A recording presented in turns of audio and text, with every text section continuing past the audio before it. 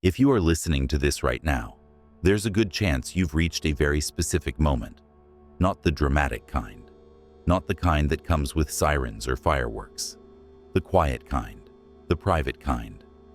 The kind where you're sitting in the middle of your ordinary life, and something inside you, something you can't fully explain, starts to push back. A subtle pressure at first, a restlessness, a strange sense that you are present in your days, but not alive in them. You might not have words for it yet.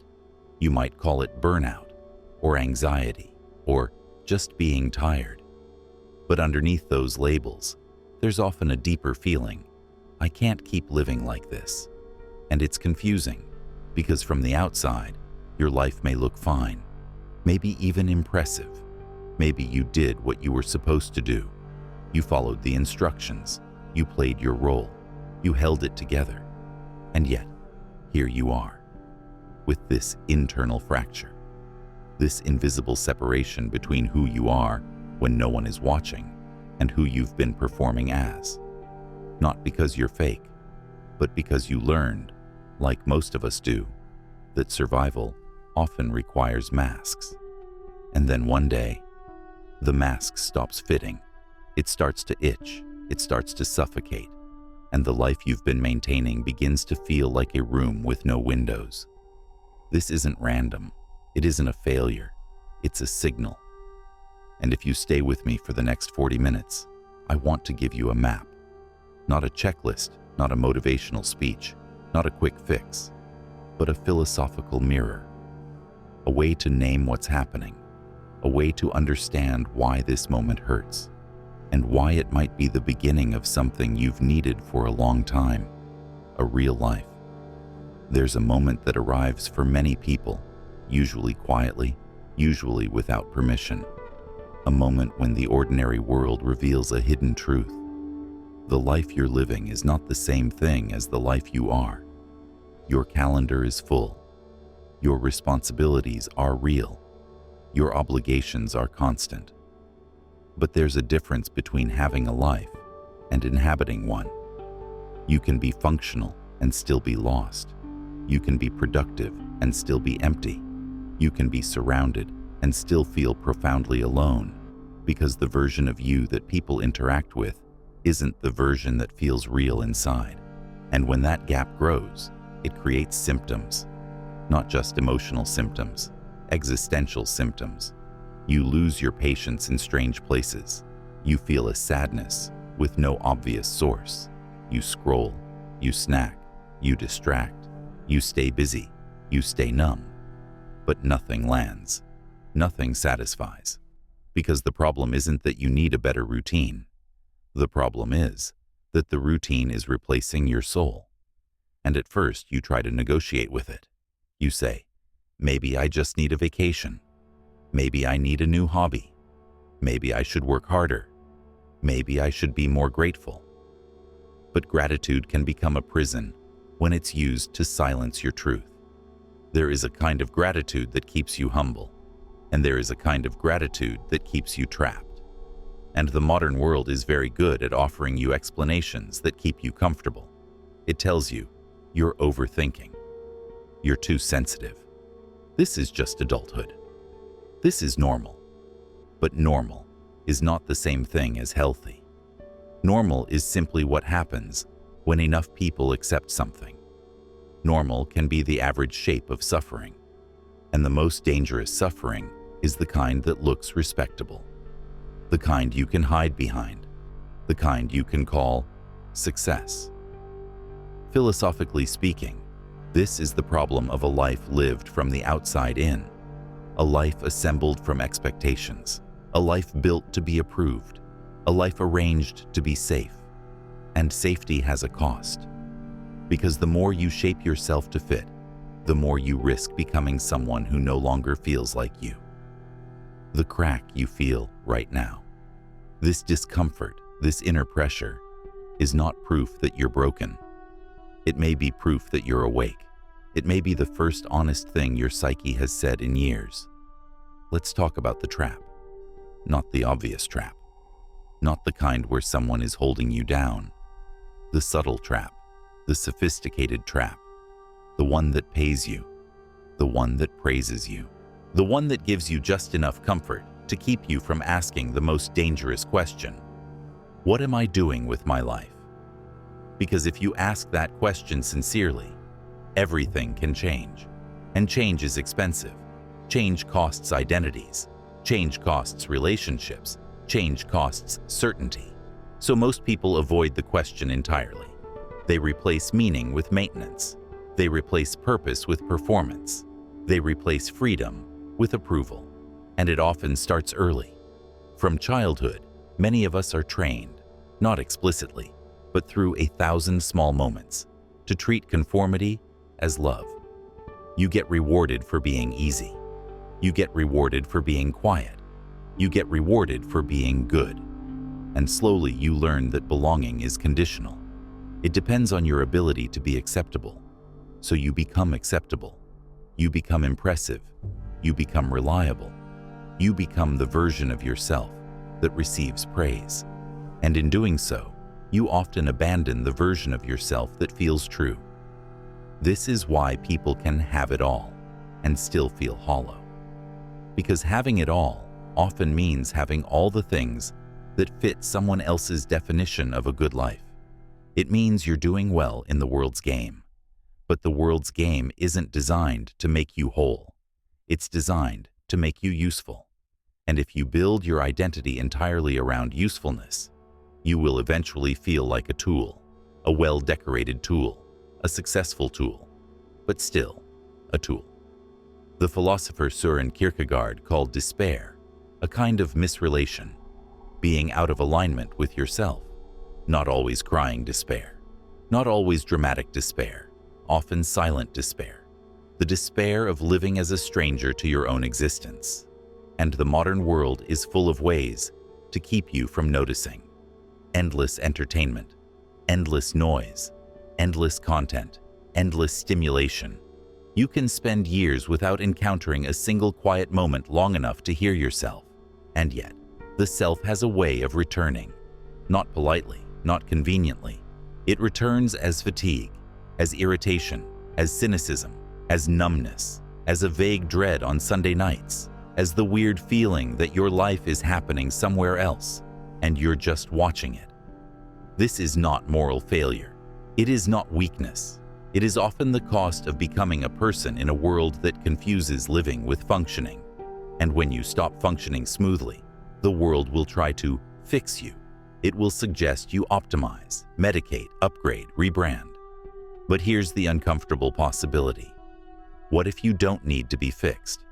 What if you need to be freed?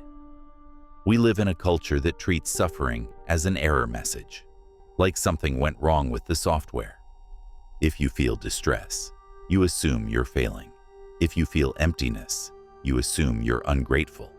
If you feel lost, you assume you're broken. But many philosophical and psychological traditions suggest something different. Suffering can be information. Suffering can be a signal that your life is out of alignment. Not every pain is meaningful, of course. Not every hardship is a cosmic lesson. But there is a category of suffering that appears when you betray your own nature for too long. It's the pain of self-abandonment. And here's what makes it strange. It doesn't always appear when things are terrible.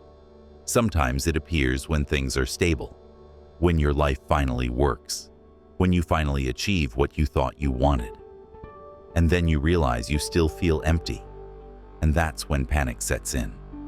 Because you think, if this doesn't make me happy, what will? So you try to intensify.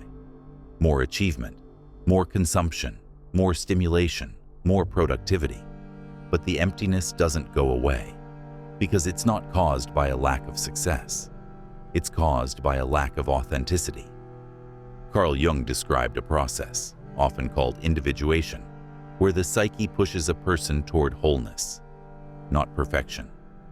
Wholeness, integration, a life where your outer identity starts to match your inner truth. And according to Jung's view, when you resist that process, the psyche doesn't just politely ask again. It escalates. It becomes louder. It becomes impossible to ignore. It arrives as anxiety that doesn't respond to surface solutions. It arrives as exhaustion that sleep doesn't fix. It arrives as the strange feeling of living inside a costume. And the more you resist, the more intense it becomes. Not because you're being punished, but because the part of you that wants to live is tired of being managed. So the suffering grows sharp enough to force a decision. Will you keep performing a life, or will you start living one? This is why some breakdowns are also beginnings, why some crises are actually crossroads, why some collapses are a kind of honesty. They destroy the illusion that you can keep going forever on autopilot. They expose the difference between comfort and meaning, and this can be terrifying, because once you see it, you can't unsee it. You can't go back to sleep in the same way. Now, something curious tends to happen when you reach this point. You start encountering messages that feel unusually relevant. A book recommendation that hits too close. A conversation that lands like a needle in your chest. A sentence you overhear that feels like it was written for you. A video that appears in your feed at exactly the wrong or right moment. And it's tempting to think, is the universe trying to tell me something? Some people call it destiny. Some call it fate. Some call it manifestation. But let's approach it with a more grounded lens. Jung used the term synchronicity to describe meaningful coincidence, events that are not causally connected, but feel psychologically connected. Not magic, necessarily. More like resonance. When your inner world changes, you notice different things. Your attention becomes selective. Your perception shifts.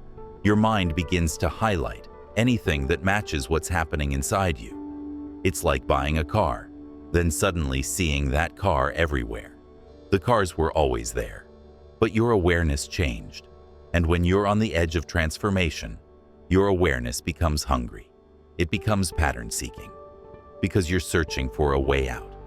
Not consciously, always, but deep down. Your psyche is looking for language, symbols, frames, concepts, stories, anything that can help you cross from who you were to who you're becoming. So you begin to find the things that speak your hidden truth, and they don't convince you with logic. They touch you with recognition. They make you feel seen, not in a shallow way, in an intimate way, like someone reached into your private inner life and described it. That feeling of "this is for me" is not necessarily supernatural. It can be psychological, but that doesn't make it less powerful, because recognition is one of the most transformative forces on earth. To recognize your own truth, sometimes for the first time, can rearrange your entire life. And once you begin noticing these signs, the question becomes, what do you do with them? Do you consume them like entertainment? Or do you let them call you into action? Because insight without action becomes another form of anesthesia, a more intellectual kind of numbness, a more poetic kind of avoidance. It's possible to use philosophy to hide, to watch videos about meaning instead of building it. So if you're here and something about this resonates, don't let it become another comforting story. Let it become a turning point, because the next step is not a feeling, it's a leap. And that's where most people turn back. Every real transformation requires a crossing, and every crossing requires leaving something behind. Not just habits, not just routines, but identities, stories, roles, the version of you that was built to survive. And that's why it's terrifying. Because the ego, your identity structure, doesn't experience change as growth. It experiences change as threat. It experiences change as loss. Even when the change would save you. Even when the change would free you. This is why people stay in relationships that drain them, jobs that hollow them out, friendships that no longer fit, lives that feel like cages, because the cage is familiar, and familiarity can feel like safety. even when it's slowly killing you. Philosophically, this is the tragedy of the comfortable prison. The prison that rewards you, the prison that gives you status, the prison that lets you say, "At least I'm doing okay." But inside, you feel the cost. You feel the quiet erosion. You feel the slow disappearance of your aliveness. And then comes the moment where your soul, whatever you want to call it, your deeper self, your inner truth, demands a decision. Not in words, in pressure, in pain, in restlessness, in the inability to keep pretending. And when you approach the threshold, fear appears. This fear is not necessarily a sign you're doing the wrong thing. Often it's the opposite. Fear is frequently the guardian of the gate. It shows up where meaning lives. It shows up where your life is about to become real. Jung spoke about the shadow, the parts of ourselves we deny, repress, or hide to remain acceptable. And when you step toward authenticity, the shadow rises, not to punish you, but to be integrated. Because you can't become whole without meeting what you've avoided. That means you may face the fear of disappointing people, the fear of losing approval, the fear of failure, the fear of being judged, the fear of being alone, the fear of not knowing who you are without your old role. And here's the brutal truth. Some things will fall away, some relationships will shift, some identities will die. Not physical death, symbolic death, the death of a persona, the death of a narrative, the death of the version of you that was constructed to be safe. And that symbolic death can feel like grief, because it is grief. You are mourning a life you built. You are mourning a version of yourself you invested in. You are mourning the dream that, if I just do everything right, I'll finally feel okay. But on the other side of that mourning is something rare. A life that belongs to you. Not a life that looks good. Not a life that performs well. A life that feels real from the inside. And the leap is never perfectly timed.